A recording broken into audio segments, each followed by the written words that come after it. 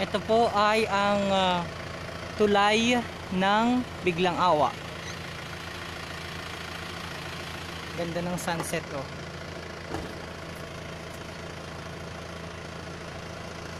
Ay, may mga nagaligo doon. Sarap naman magligo. Diyan nagaligo si Santino. Ang ganda ano, ang sarap, ang lakas ng agos. Kakamiss naman ang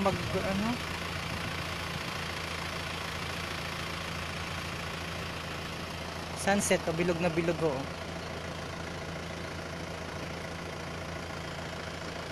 Bukas pag simula niyan panibag Pag-asa. Bukas pag utlaw niyan ay dala ay ang bagong Pag-asa.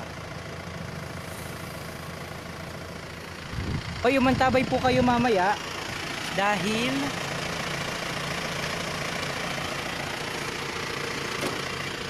nag-ikot ho yung team. Umantabay ho kayo mamaya dahil mapapanood nyo po ang prosesyon ng Blessed Sacrament pagkatapos po ng Easter Vigil.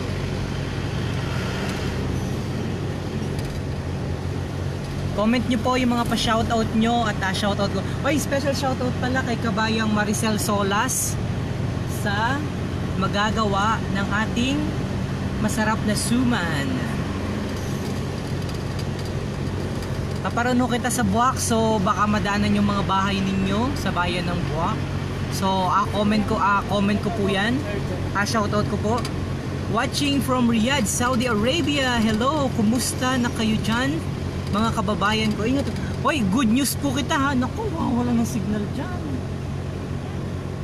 Good news po kita ha, dahil tayo po ay wala ng anong tawag dito?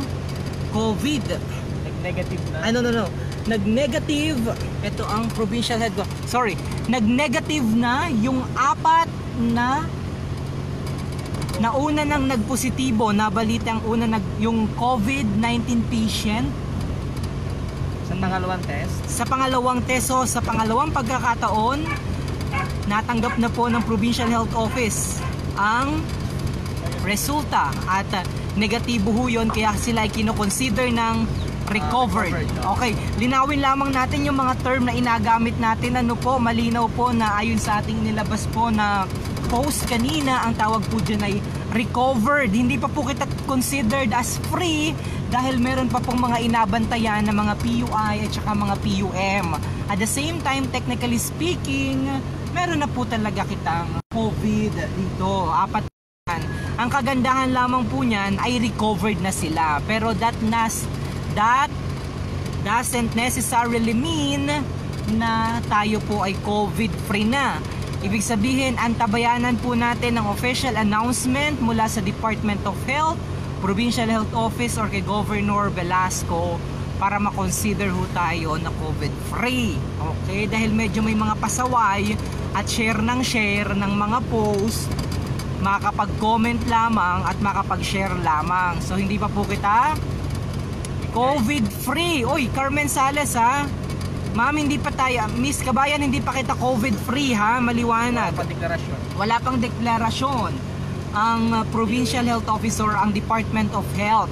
Tayo, yung 4 ay considered na as recovered na. So antabayanan ho bukas dahil may magandang balita po bukas. Bakit? Dahil kasama po kitang mag-send off sa 2 19 patient na nandyan naman sa Provincial Hospital. Okay, maliwanag ho yun, ha? Salamat po sa inyong dasal, sa panalangin, dahil tayo po ay dahil naka-recover na o recovered na yung nauna ng mga pasyente, yung 4 na pasyente na idineklara po na COVID-19 patient.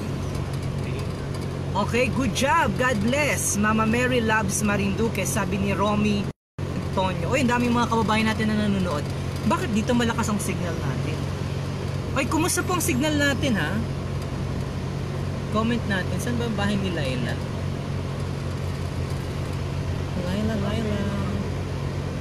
Laila. Uy, kumusta po ang signal natin? Malakas po ba? Nandito kita sa? Anong barangay ito? Anong barangay nga na ito? Uy, Rico Elemento Kabayan, hindi pa kita COVID-free ha. Tayo ay recovered pa lamang yung ating recovered ang tamang term.